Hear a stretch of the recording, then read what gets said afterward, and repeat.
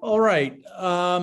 In the area of continuing discussion, 2021-20 RM Zoning Commission Building Zone Regulation, text amendment to create the East Norwalk Village TOD Zone, EVTZ. This is a continuation of the conversation we've been having regarding this zone. Steve, you want to begin? Just to go, I'll just recap from the beginning. It's been a little while, so just to refresh your memory. The area we're talking about, this is obviously East Norwalk. Here's exit 16. Here's East Avenue running north-south through the area. The parcels that are highlighted in kind of a gray hatch, those are, for the most part, parcels currently zoned neighborhood business. The plan recommends that this area be rezoned to a new village district. The parcels in blue, those are also currently zone NB, neighborhood business, and the plan recommends those get rezoned to C residential. The parcels in green, which run east-west, for the most part along the Metro North train station, which is, the train tracks and the station being kind of at the center here. Those are I-1 zone parcels, and it's recommended that they remain I-1 with some minor modifications. And as you know, we are in the middle of the industrial zone study, which has further recommendations that might come into play down the road for this area. The bulk and height schedule, just wanted to point out, I did make one change that I wanted to touch on with you.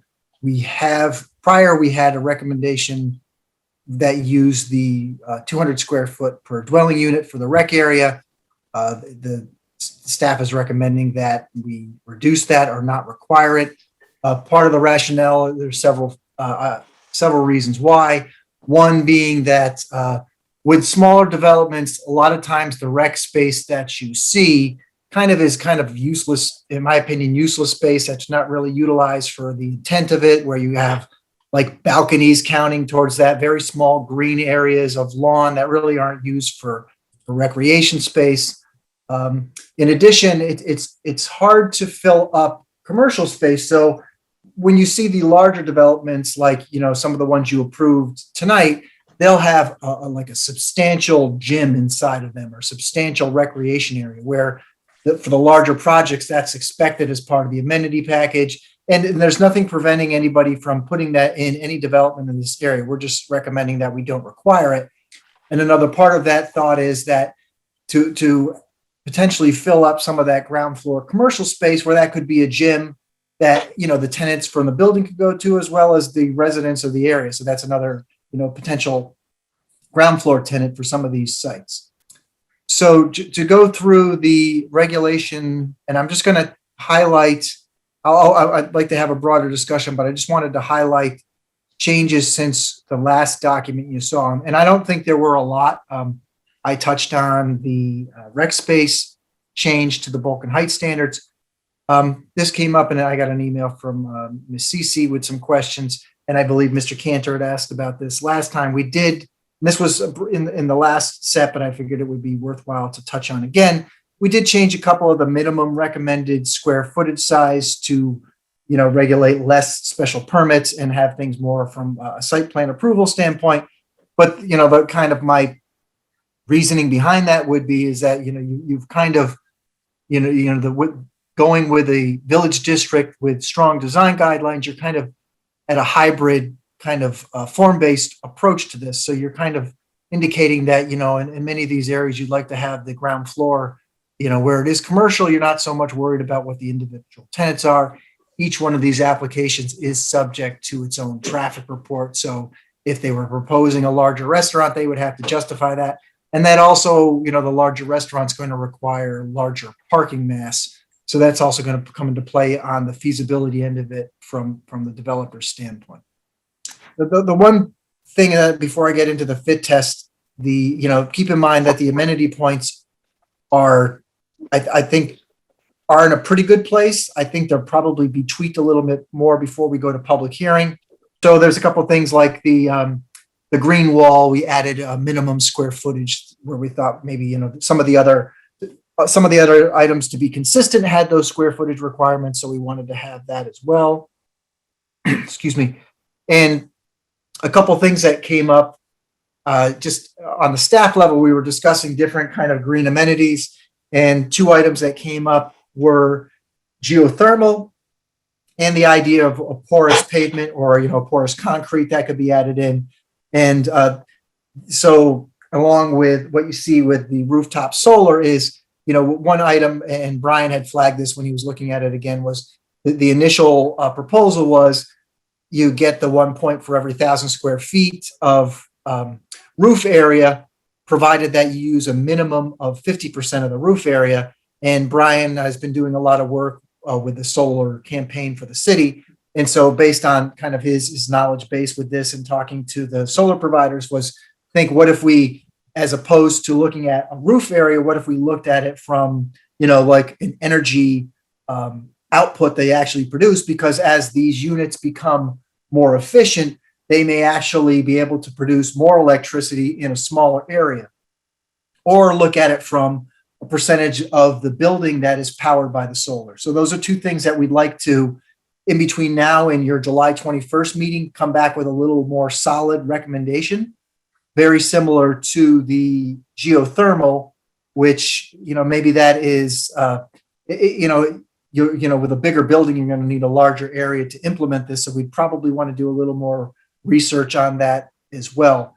For the porous concrete, we think that it's, what's written there kind of, could make sense. There are a lot of advantages to the porous concrete, keeping in mind that they do require annual upkeep where they actually have to vacuum out those spaces, because if sand is applied or just, regular runoff from tires, people dragging things onto the site, leaf litter, and other things that might come off, those pores can get filled up, so they could lose their effectiveness over time. So they do need annual maintenance.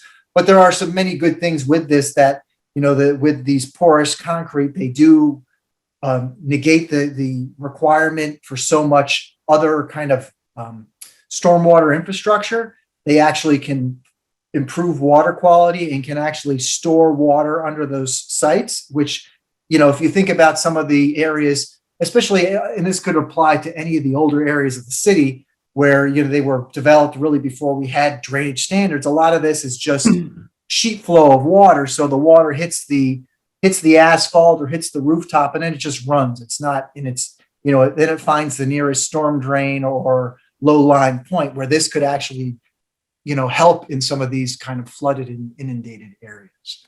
Steve, something occurs to me about, if you will, the overbuilding of solar. And I just want to mention it. I don't even know if if I'm right about this. But there's obviously there's a cost to installing solar. And typically, like upgrading the lighting in a building, there's a payback over a certain number of years. And so while it may be nice to talk about selling power back to the grid, if the payback period is long, it could be a financial disincentive to do any more than is necessary by someone who's installing solar. I just think we ought to keep that in mind. Certainly, yeah, and those are good questions, and I think that Brian and I will put our heads together and try to reach out to the contacts that we have doing this kind of work and get their take on it and see what they think is feasible, not feasible. That was one of the reasons that I was thinking, if we have the joint public hearing in September, I obviously we want to hear from the public, but I also want to hear from the developers to say, the last thing we want to do is put a set of regulations in that's not feasible for them, because then otherwise we've kind of defeated the purpose of going through the entire exercise. So sure. I'm hoping those are some of the questions that will get addressed as part of that process. I think one thing Brian and I just concluded based on looking at it, trying to just use like simple blocks to try to fit them into some of these sites, that if you're under a probably, I don't know if half an acre is the breaking point, but if you're smaller lots, it's probably there won't be much of an incentive for you to redevelop your properties, and which tends to lead to the need to, well, as you saw, like with the 10 Monroe Street application, to compile properties together. And the TOD plan itself does reference that in there, saying, that's a likely outcome, and that's probably what it's going to take to redevelop some of these sites, because a lot of them are smaller in areas. And I actually, to the concerns of the neighbors, that probably leads to less development and definitely spreads the development out over a longer period of time, because when you have different ownership and you have different, people are at different stages and they don't want to sell, it's probably not going to all happen very quickly. It would just be based on my experience with these kind of things. Steve, one thing you were, I think, going to talk to council about is, I know Lou was talking about this last time, the paradigm here of opt-in versus requirements. Did we get any answer on that? Right. So I have an email in, still waiting to connect definitively with Corporation Council on do we have the enabling legislation there to require some of these things? Mm-hmm. The Planning Committee of Common Council, who I plan on reviewing this with at their next meeting in July, they did request that the green amenities and sustainable measures be kind of front and center in this. So if you can see on the screen A and B in the red text, so there's the two levels as proposed to achieve two of the different bonus levels. The first one is 15 points, and the way we couched it is 10 points of those, which is 2/3, have to be of the sustainable variety. And same thing with the 20 points below. We had that at 13 out of the 20 points. So that's the kind of the way that we said, if you want these bonuses, you're going to have to give us these amenities. Here's your list, but 2/3 of those need to be sustainable. No, I see a lot of head shaking. Anything else, Steve? No, I mean, I'm assuming then you're okay. We can add it one more time for discussion in July, and then start the the referral process, because that does take a little while. We have to refer it out to Connecticut Deep, Harbor Management, Planning Commission, and so forth. I think that's fine. I think we ought to continue the momentum, especially those things that can be done through the summer that don't require any public input, since I don't want to disadvantage the public when it comes to moving this forward.